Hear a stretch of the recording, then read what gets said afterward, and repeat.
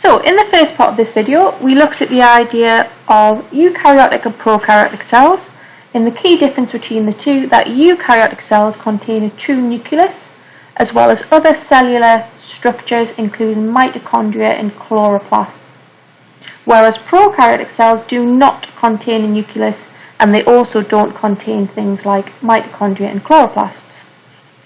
And we looked at two key examples. We looked at a plant cell, and then we also looked at an animal cell. And as you can see, both of those will be classed as eukaryotic cells because they contain a nucleus. And a helpful way of remembering that is think the start of the word eukaryotic is pronounced like you, and think you are a eukaryotic organism, hence made up of animal cells. We also looked at a prokaryotic cell, which would be a bacterial cell, and as you can see, this cell does not have a nucleus. The DNA is just floating free in the cytoplasm.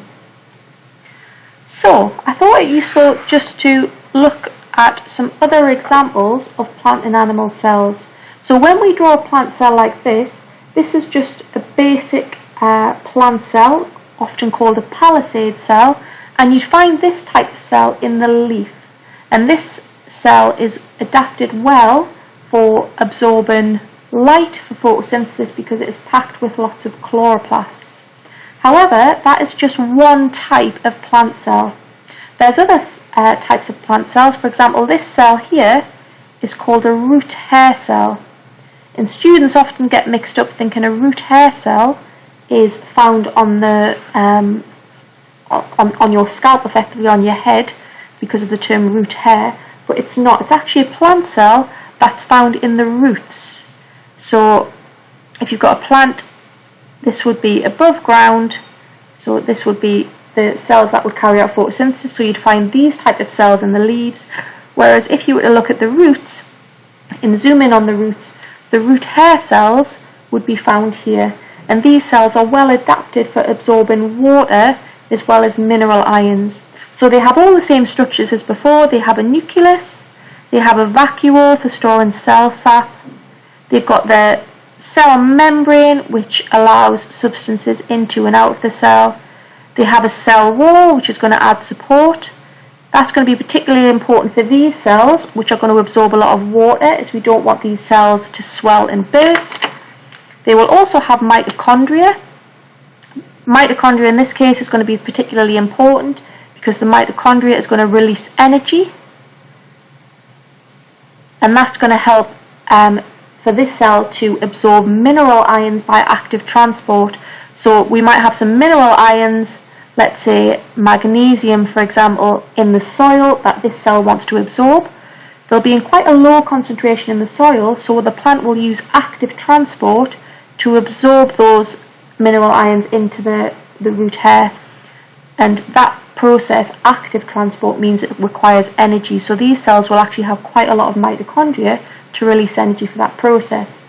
You'll notice that these cells don't have any chloroplasts though. It doesn't really make any sense for these cells to have structures that would absorb sunlight when these cells are found under the ground.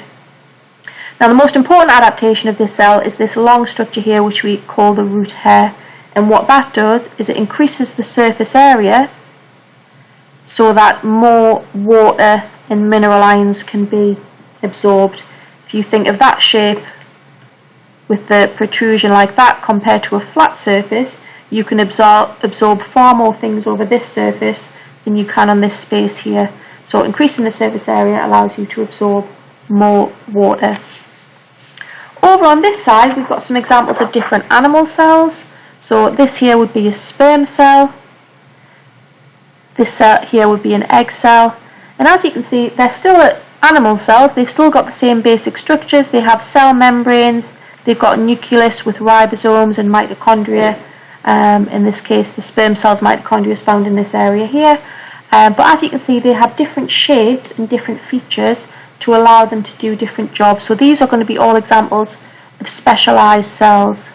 So it is just worth remembering that when we look at these two basic structures of cells, these are just basic structures, and that in reality cells are what we call specialized cells, where they have particular special features which we call adaptations which allow them to do particular jobs. So for example, this cell here is what we call a ciliated cell. So the ciliated cell means it has these tiny little hairs which we call cilia. That will allow the cell to trap things like dust and mucus. So you'd find these cells in the airways. This cell is a small intestine cell, and it has these little protrusions which we call microvilli. So these are kind of folds in the cell membrane. Again, a bit like the root hair cell, they increase the surface area to allow the cell to absorb more food molecules from the small intestine. And then this cell here would be a neuron, which is a nerve cell, which allows electrical impulses to travel down the cell's axon. And then we also have at either end of the cell areas for branches, so this neuron can link up to other neurons, other nerve cells in the body, to allow electrical impulses to travel around the body.